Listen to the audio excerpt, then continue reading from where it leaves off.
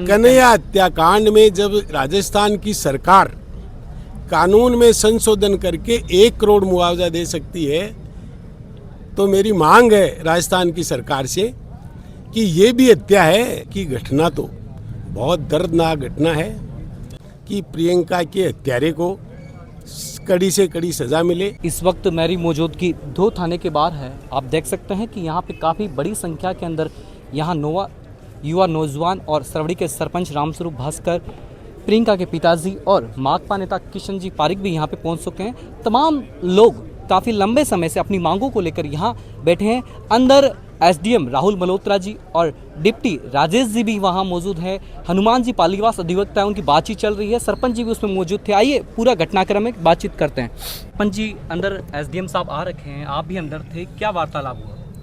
देखो, और जो मांगे हैं उस पर लगभग उनकी सहमति बन गई। अब जो परिवार को, स्पेशली जो छोटा बच्चा है 3 साल का, उसको जो आर्थिक सहयोग की बात है उस पर आगे चर्चा चल रही है। उस पर जैसे उनसे वो कह रहे हैं कि उच्च अधिकारियों से हम बात कर रहे हैं। हमारा ये कहना है कि यहाँ आके जब वो लिखित में हमारी मांगे मान लेंगे, जनता को आश्वस्त कर देंगे, तभी ये धरना हटेगा यहाँ से। अभी जो प्रियंका की डेड बॉडी है वो वहीं एसएमएस हॉस्पिटल में जयपुर, हाँ, वो वहीं मोर्चरी में। अभी उसका पोस्टमार्टम के लिए परिजनों ने मना कर दिया है, बॉडी लेने से इनकार कर दिया है। जब तक ये मांगे, जो जायज़ मांगे, वो नहीं मानी जाती है, तब तक बॉडी को नहीं लिया जाएगा। क्या क्या मांगे हैं आपकी? मुख्यतः 2 मांगे मेन है, बाकी तो हमने 10 मांगे बनाई है, लेकिन जो मेन मांग है कि एक तो बच्ची को न्याय मिले, कड़ी से कड़ी दोषी को सजा मिले, फास्ट ट्रैक कोर्ट बने, पुलिस अपने साक्ष्य में कहीं ऐसी कोई कमी न रखे जिसकी वजह से आरोपी जल्द बरी हो जाए। और दूसरी जो मांग है वो बच्चा है जो अनाथ हो चुका है, उसके लिए सरकार की तरफ से कोई आर्थिक घोषणा हो। पुलिस के द्वारा ये कहना है कि 6 से 8 टीमें बनाई गई और लोगों का ये कहना है कि 28 घंटे के बाद में आरोपी ने खुद ने एसपी ऑफिस के बाद आत्मसमर्पण किया है।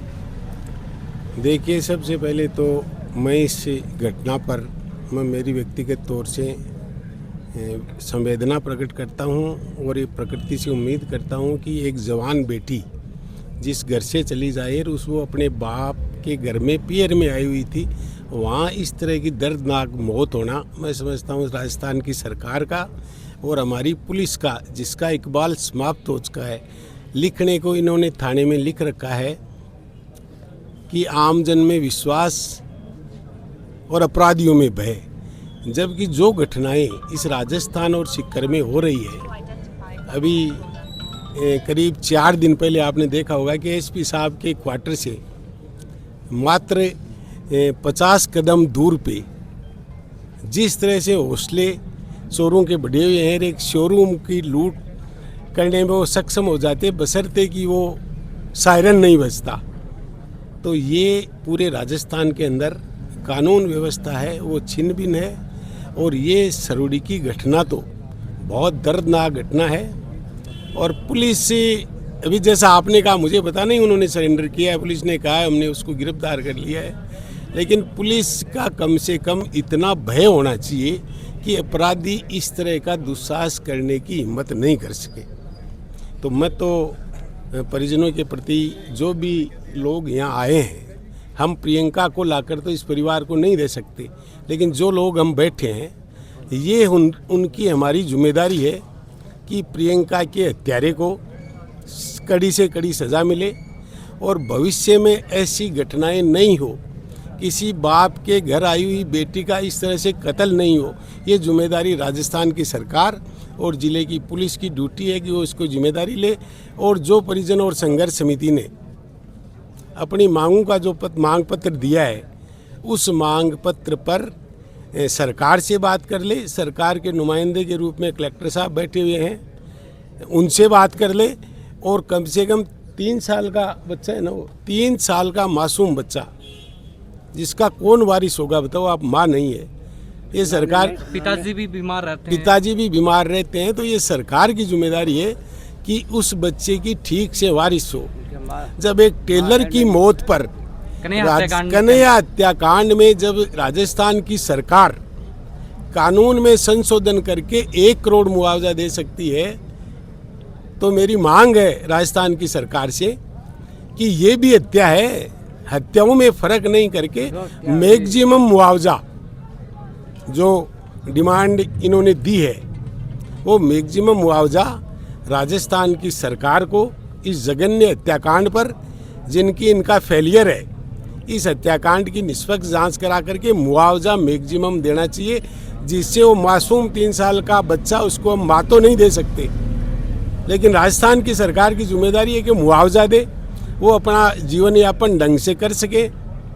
और बूढ़े पिताजी जो जिस ऐसा स्थिति में आप देख रहे हैं, इनको भी जब न्याय मिले, भविष्य में ऐसी घटनाएं नहीं हो।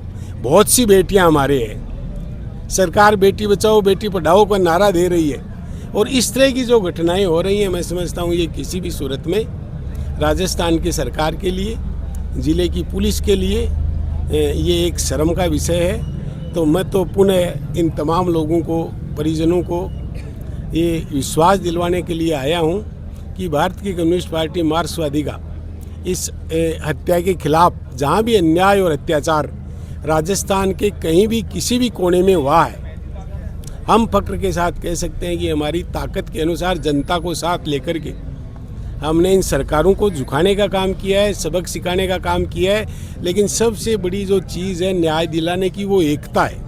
अभी मानसून सत्र चल रहा है और जो सीकर के सांसद अमराराम जी है वो दिल्ली हैं, तो आपसे बातचीत हुई है उनकी इस विषय को लेकर? मैं यहाँ आने से पहले सरपंच साहब ने मुझे बताया कि पारिक जी अगर आप यहाँ कहीं हो तो एक बार धरना स्थल पर आ जाइए। मैंने कहा मैं कहीं बाहर हूँ, निश्चित रूप से मैं आपसे मिल करके बैठ करके जाऊंगा। और आने से पहले मैंने अमराराम जी से बात करी है, पूरी घटना की उनको मैंने जानकारी दी है। तो अमराराम जी ने ये कहा है कि आप मेरे बिहाफ पे परिजनों को और जितने भी लोग आए हैं उन सब को आप भरोसा दिलाइए कि इस लड़ाई में आपका सांसद अमराराम आपके साथ है। जहाँ कहीं भी आप अमराराम को याद करेंगे अच्छा है। अगर संवेदनशील सरकार है हमारी राजस्थान की, अगर संवेदनशील हमारा ज़िले का प्रशासन है, तो बिना विलंब किए, क्योंकि जिस बॉडी के साथ हम मोर्चरी में बॉडी है, यहाँ जो परिजन और आम लोग बैठे हुए हैं, इस संवेदना होनी चाहिए सरकार में। अति शीघ्र इनकी मांगों पे सहानुभूतिपूर्वक विचार करके जो भी अधिकारी है यहाँ अनाउंस करें। और अमराराम जी ने जो मैंने आपको बताया, उन्होंने स्पष्ट कहा है कि आप स्थिति से मुझे अवगत करवा दीजिए, अगर दिल्ली से आने की ज़रूरत पड़ी तो निश्चित रूप से मैं इस प्रियंका को न्याय दिलाने के लिए इस लड़ाई में जो आशीर्वाद मुझे सीकर की जनता ने सांसद के रूप में दिया है, मैं आज पूरे सीकर ज़िले के आम मतदाता का सांसद हूँ, किसी पार्टी का सांसद नहीं हूँ। इसलिए मेरी जिम्मेदारी यही भी, कहीं भी अन्याय और अत्याचार हो तो अमराराम उनकी उस लड़ाई में, उनके उस दुख दर्द में शामिल हो। तो निश्चित रूप से यहाँ पूरा पे जो लोग बैठे हैं उनकी मांग है कि आरोपी के घर पे बुलडोजर चलाया जाए और आरोपी का यहाँ जुलूस निकाला जाए। देखिए, ये तो राजस्थान की सरकार और जिला पुलिस का काम है। हमारा तो मानना है, जैसा सरपंच साहब ने कहा, कि कड़ी से कड़ी सज़ा हो। कोई भी ऐसा लुकीना पुलिस की तरफ से छोड़ा नहीं जाए जिससे अपराधी बच जाए, और भविष्य में इस तरह की सज़ा मिलेगी तो भविष्य में इस तरह की घटनाएं नहीं हो, उन पर रोक लगे। बाकी मांगे तो प्रशासन मान रहा है, लेकिन जो आर्थिक मुआवजा है, यहाँ एसडीएम राहुल मल्होत्रा जी भी हैं, डिप्टी साहब भी अंदर हैं, तो कहाँ कमी रह रही है आखिरकार? मेरा मानना है कि जिले का कलेक्टर हमारी राजस्थान के प्रतिनिधि के रूप में सीकर बैठते हैं। ये जो हमारे एसडीएम साहब मल्होत्रा जी जो बात कर रहे हैं, वो उनसे बात करें।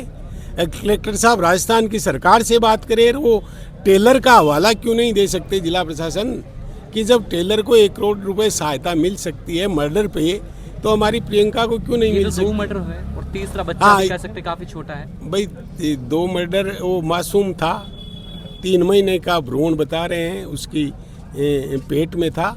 तो वो तो सरकार का काम है साहब। सरकार अगर चाहे और जस्टिस करना चाहिए, मुआवजा करना चाहिए, तो सरकार के लिए जो परिजनों ने मांग की है, मैं समझता हूँ वो कोई मुश्किल नहीं है। लेकिन सरकार कितनी संवेदनशील है, हमारा कलेक्टर साहब जो राजस्थान सरकार के प्रतिनिधि के रूप में है, वो कितनी संवेदनशील है और कितनी सीरियस इस बात को लेते हैं, उन पे निर्भर है। आप सिंगरौट के सरपंच प्रतिनिधि, आप क्या कहना चाहोगे इस मामले को लेकर? देखिए, ये जघन्य अपराध है और आरोपी को कड़ी से कड़ी सजा मिलनी चाहिए। क्योंकि इसको समाज बर्दाश्त नहीं कर सकता। ये ऐसा जघन्य अपराध है। बाकी जो बच्ची है वो अपने दोस्त की बेटी है, तो उसको न्याय मिलना चाहिए, क्योंकि ये डबल मर्डर है। तो जैसे और ही हमारे पार्टी के जो बोल रहे हैं कि भाई कन्हैयालाल मर्डर में वो भी एक मर्डर ही था, उसका भी गला रेता गया था, तो ये तो डबल मर्डर है।